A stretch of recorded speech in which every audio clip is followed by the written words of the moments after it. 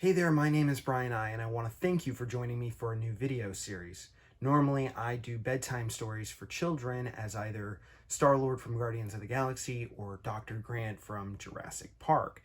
But lately, I've been wanting to expand my content to include a little more, specifically things about my Jurassic collection, which you can see in the background of my Dr. Grant videos.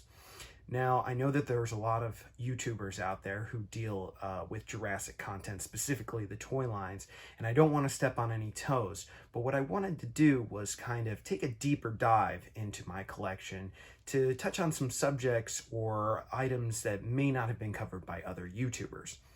One of the unique things about my collection is that I focus almost exclusively on the 1993-1994 merchandise bonanza that surrounded that first film. That's not to say that I don't own toys and items from the other movies, just that I prioritize that first one. And what I wanted to talk about today, the whole inspiration for this whole video series, is the variants that came around for the Kenner toy line. The big variants naturally are going to be the language variants that were released in Japan and Europe and stuff, but I'm going to focus on the American variants, specifically the differences between the 1993 packaging and the 1994 packaging and how to tell the difference between them if you were to go hunting for them. I don't know that anyone has done a video like this before, so hopefully you're learning something new and I'm dropping some knowledge bombs on anyone interested in fully collecting the Kenner JP1 toy line. Let's start off with the humans, since they're the easiest variants to spot. Kenner initially released 5 human action figures for their Jurassic toy line. Grant, who you see here, Ellie, Muldoon, Dennis Nedry, and Tim. Now, all 5 were released again in Series 2 in 1994 with upgraded paint, new face sculpts, and new baby dinosaurs. But in actuality, the first 5 got identical releases 3 times, which are represented here by my Grant figures. The first one, very first wave, has this, the black background.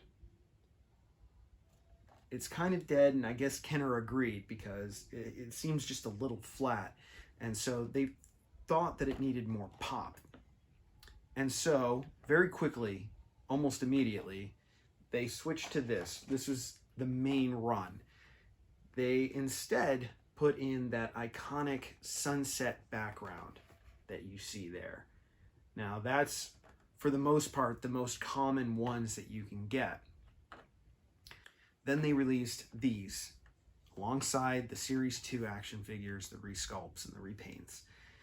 It's identical to the sunset background, except it's got that cool photo card instead of the art card from the previous 2 releases. Now let's move on to the electronic Dino Scream dinosaurs. Kenner initially released 2 of them, the Velociraptor and the Dilophosaurus that you see here. The variants for these guys followed a similar trajectory as the human action figures, by which I mean there are 3 of them. They were released kind of concurrently with the human ones, and I'm going to show you how to tell a difference between the 1993s and the 1994s. So the 1993 is this one, right there. I want you to pay close attention to the banner that runs along the bottom of it, because the banner is the key, okay? As you can see, the banner obscures the bottom part of the art card here, so you can't see the name of the card. Additionally, the banner is a little longer than subsequent releases. It's got 4 of these sound waves right here. So now let's compare it to the 1994 re-release. So you can see that they've lowered this portion of the banner, so now you can see the entire art card. Additionally, the banner has been squeezed in a little bit. It lost one of its sound waves. Now there's only 3. The only difference between this one and the subsequent release, with the art card being replaced with the picture card, is just that, the picture card. That's the only difference between this one and this one. Now let's get into the real meat and potatoes, the whole reason I wanted to do this video in the first place, and that is telling the difference between the 1993 and the 1994 Boxed Dinos. The Boxed Dinos include the Big Red Rex, Young T-Rex, Triceratops, and Stegosaurus. When I first started collecting, this was not something that was common knowledge. In fact, to my knowledge, it kind of still isn't common knowledge. So this is definitely, for anyone hunting for variants, this is the hardest one to tell the difference with. I knew when I first started collecting that these guys could come with either an art card or the picture card. And telling each one apart, like, I was told that it couldn't be done, when in fact it could. And I really wish I'd known that, because the entire time I was doing all of this and collecting all of this, I was having to buy random ones on eBay, bring them home and cut the tape and look inside to see if I had gotten the right one. That is not really necessary anymore, and I'm going to show you how you can tell the difference. So with 1993, Kenner's first run, when I picked the wrong one up, of course I did. It's this one right here. This is the 1993. As you can see, it's the same on both. There's no real difference. The pictures are the same. Coloring on the box is the same. Everything is the same. Except the difference is staring you right in the face. And if you haven't seen it yet, trust me, you won't be able to unsee it once you know all about it. So, with 1993, Kenner did a little extra work. Look at the window and see if you can spot any differences between them. It's all about this palm tree. The palm tree is the trick, okay? In Series 1, you're going to have jagged edges around this palm tree. This is true with the Red Rex, it's true of the Triceratops, and the Stegosaurus as well. All of them have jagged edges around where the palm tree is on the side of the frame. Over here, more rounded edges, even along this bottom jungle. But over here, this is the key right here, the palm tree.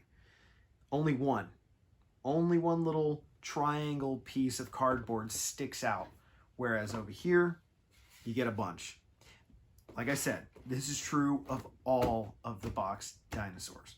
Now, it has come to my attention that just because you have a Series 2 dinosaur, Series 2 box, does not mean that you will automatically get a picture card. It can still come with an art card. But your chances of getting a picture card in this is absolutely zero. Your chances of getting a picture card in this is closer to 100%. So if this is Series 2, this is Series 1. Now, if you want to see pictures of the rest side by side, I'm going to include some video of all the other ones so that you guys can kind of see it. But you can also go to the link in the description, which will take you to the JPToys database, and they have pictures there for each one that will show them side by side. So if you're looking at one of these in particular on eBay, you can check to see if it's 1993 or 1994. So again, here you can see the jagged edges on the palm. Going over to Series 2, just the one triangle. Note the more rounded edges. For Triceratops, same thing. Jagged edges, Series 1, not so jagged over here. Much more rounded. This is the most prominently featured. And then here's Stegosaurus. Jagged edges, not so jagged edges. Much more rounded. If you're a variant hunter, look for these signs in the package JPToys that you buy. Maybe by knowing this, your hunting days will be a little easier than mine were. I hope I was able to help you, give you a little insight, or maybe just entertain you with some niche JP minutia. If you enjoy this, like, share, and subscribe. Check out my bedtime stories with the little ones, and keep it tuned for new videos. Later, fellow nerds.